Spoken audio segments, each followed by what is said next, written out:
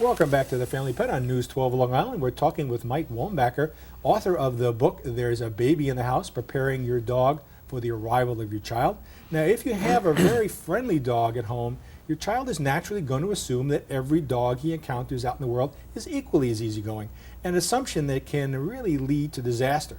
Your child is never too young to learn to relate to dogs that he doesn't know. I think that's a very, very good point, Mike. And you have some what we call rules, what you call rules of engagement, right? Which I think are excellent for parents to have.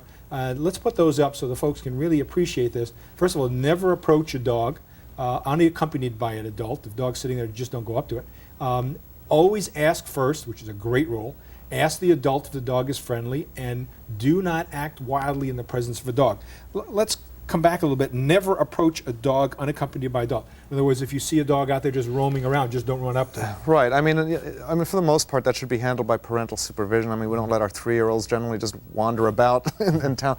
But it's also it's really important. Just because there's a friendly-looking golden retriever sitting in front of Starbucks, waiting for its owner who's inside, we have no idea. And I've seen people irresponsibly leave all kinds of dogs tied up that have no business being unsupervised. We just don't know. So if there's no adult around to ask about how the dog is with the children, we just pass, period. Just absolute rule. Now you say always ask first. Is this the child to ask, or should the adult do this? I think both, really. But it's a good idea to get the child in that habit to just ask, may I pet your dog? Mm-hmm. And again, if you sense any kind of hesitation, if the response isn't immediate, oh sure.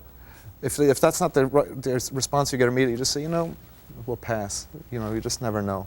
I always remember the movie. I think it was a French movie where the question was, "Does your dog bite?" Yeah, Peter Sellers, Inspector Clouseau. Right. And he said, "No, my dog doesn't bite." And the guy went to pet the dog, and he got bit. And he said, "Monsieur, I thought you said your dog does not bite." And he says, "That's not my dog." That is not my dog.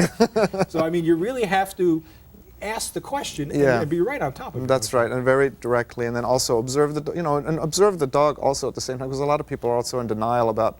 Mm-hmm. I mean, as a professional behaviorist, I have come to the point where I basically almost don't believe anything anybody tells me about their dog until I see the whole picture for myself. Sure. I mean, that's a little overstatement, but it gets a little bit close to the truth. So you want to just look and see. Can you trust the adult when you ask him, "Is your dog friendly?"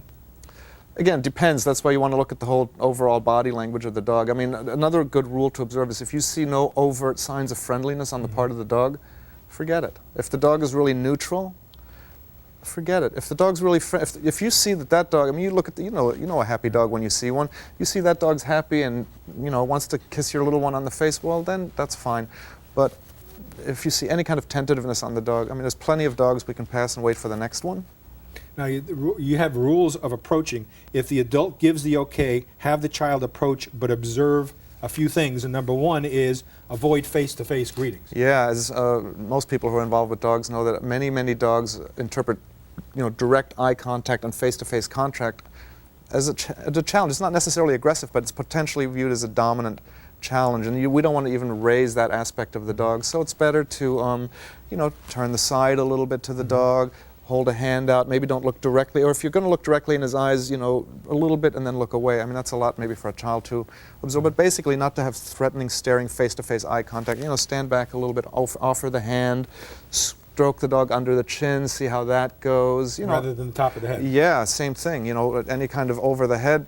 A lot of dogs are hand shy. I'm sure you encounter this in your practice all the time.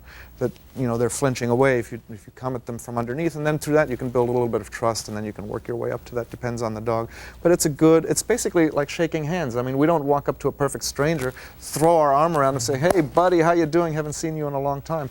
We shake hands. We get to know each other. A little bit later, maybe. And you mentioned about hugging. That's a definite no-no. Yeah, maybe on your dog at home, because you see, these are things people do with their dogs at home, and of course, it's perfectly appropriate, right? But boy, hugging it, I mean, that's a big offense to a dog. If some perfect stranger, especially a little one, comes up and gives a big hug, I mean, that would make me very nervous, even with a very friendly dog. What about food? If the child has food in his hand, you're at the market or something, or out in front. Well, it depends. I mean, on the one hand, it's always good if you got a little treat for the doggy. That's a great way. That's like making an introduction with a $50 bill. Not bad, right? But, if you've got an ice cream cone, maybe we want to put that away because the doggy's going to go for the ice cream cone, and I think then Junior might be a little upset. Now, you mentioned if you're out in the street with your child and this dog comes running at you, Right. You're obviously not going to outrun the dog. No. So what do no, you do? Stand still. I mean, this is, and again, with a young child, obviously, this shouldn't even be an issue because they'd never be that far away from you. But as soon as they're at an age where they're able to absorb this stuff, you want to teach them, if you're in a situation where a dog is running after you, you just stand still. You know, because most dogs, I mean, a lot of dogs, they're playing out at the park and they see a kid run, and they're going to just start chasing. Doesn't even necessarily have to be an aggressive thing. The kid panics, starts squealing and flailing about, and the dog gets, you know, their little prey/prey instinct gets, you know, and then they start chasing and maybe nipping at the coat. The kid really panics, the parents panic, and what may not even have started as an aggressive incident can end up as one. The name of the book is There's a Baby in the House, Preparing Your Dog for the Arrival of a Child. It's a great book. There's a lot more information on it, especially if you're having a newborn. It's really terrific. If you want to get a copy of it, you can call 1-415-437-0848 or get it online, www.doggonegood.org. Very easy to get. What's the cost of the book? $16.95. Reasonably priced. And Not a bad investment. It is, right, especially, I mean, this is terrific. And we thank you very much. Really appreciate you coming on. Thank you very much for having me. It was a lot of fun. Up next, if you're fancy felines, then we have the right segment for you. Stay tuned. We'll be right back.